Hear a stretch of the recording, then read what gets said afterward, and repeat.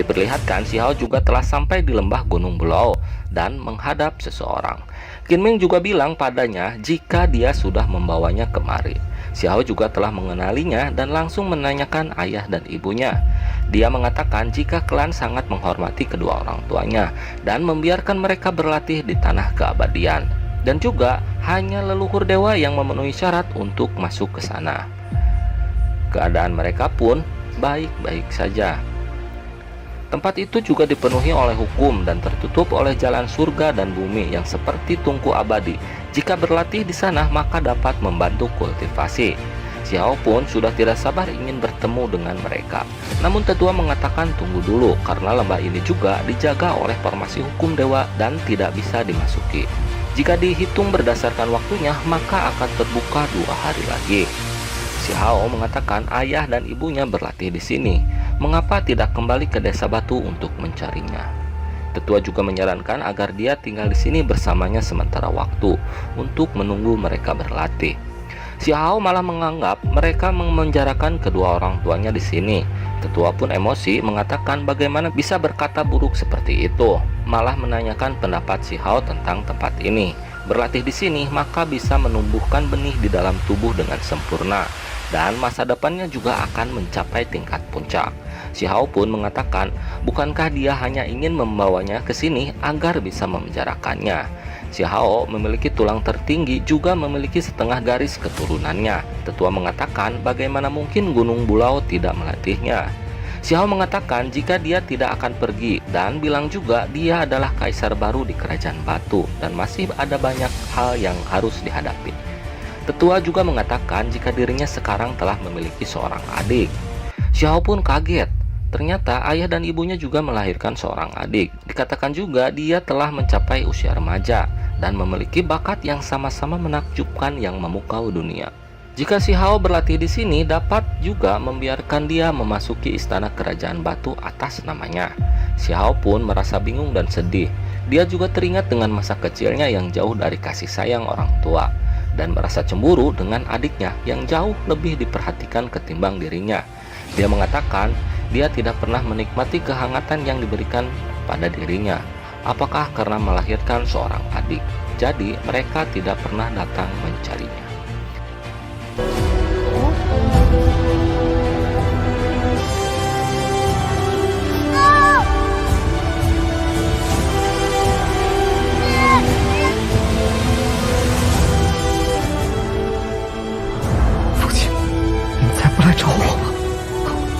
都是因为有了弟弟，从未享受过你们给我的温暖。当亲，10几年来我也肯定能镇住一切。 Tetua juga mengatakan jika adiknya sangat berbakat dan memiliki keberanian yang luar biasa. Membiarkannya pergi ke ibu kota batu juga pasti akan menanggung semuanya dan tidak perlu mengkhawatirkannya.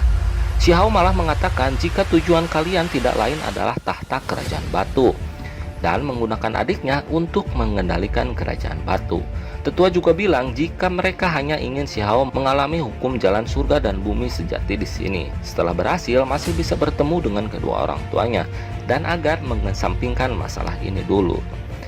Si Hao mengatakan jika kakeknya juga pernah datang kemari dan menanyakan keberadaannya. Tetua mengatakan jika dia sudah pergi ke alam atas dan berangkat dari lembah ini. Si Hao pun mengeluarkan mata pupil gandanya karena setiap detail terungkap menjelajahi asal-usulnya dan dia pun menyusuri seluruh area ini. Dia juga melihat bekas panah dari aura tubuh kakeknya dan sepertinya kakeknya juga pernah bertarung keras di sini. Si Hao dengan tegas bertanya lagi tentang keberadaan kakeknya. Tetua juga bersumpah jika kakeknya baik-baik saja. Namun sepertinya si Hao tidak mempercayainya dan bilang masih saja ingin menipunya. Tetua juga mengatakan ini bukan istana kerajaan batu. Tanpa energi naga kekaisaran, si Hao hanyalah praktisi ranah formasi inti belaka, berani sekali menyerangnya. Si Hao pun bertransformasi dan mengeluarkan kekuatan penuhnya. Tetua mengatakan jika si Hao masih satu keturunan, kenapa masih bersikap tidak sopan. Dia juga mengatakan jangan menyalahkannya jika dia bertindak kejam, dan si Hao pun menyerang tetua itu. Si Hao juga bilang berani sekali menyerang kakeknya. Maka hari ini Gunung Bulau harus membayarnya dan pertarungan pun dimulai. Tetua pun mengeluarkan teknik gunting perak magis. Dia mengatakan akan membiarkan dia tahu kekuatan hukum yang berada di ranah Venerable. Serangan itu pun membuat Si Hao kewalahan dan memojokkan Si Hao. Dia pikir dia akan melawan dengan sengit dan bilang Si Hao sama lemahnya dengan kakeknya. Dan ternyata Si Hao bukan terpojok, namun dia hanya melindungi sekelompok burung kecil. Kekuatan Si Hao pun melonjak, bahkan tekanan dari kekuatan magis miliknya tidak dapat menahannya. Dia pun masih sombong, tak peduli seberapa kuat Si Hao juga tidak akan bisa menyaingi ranah Venerable. Si Hao juga mengeluarkan teknik niat pedang suci dan berhasil melawan praktisi Venerable itu, dan membuat tetua itu pun tersungkur dan muntah darah.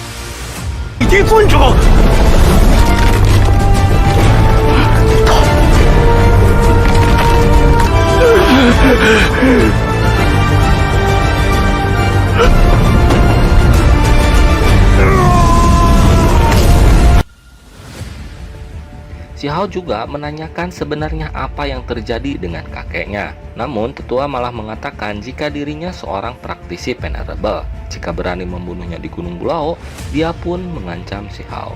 Namun Si Hao pun malah menghapus ranah Venerable tetua itu. Saat prosesnya, namun tiba-tiba seseorang datang dan menyuruhnya agar berhenti.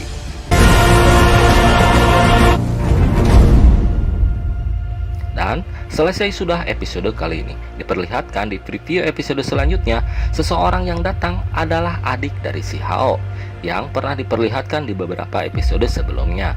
Dia pun bertarung dengan Si Hao. Diperlihatkan juga Si Hao semakin overpower. Penasaran dengan kelanjutannya? Kita tunggu aja Jumat depan. Sampai jumpa dan bye-bye.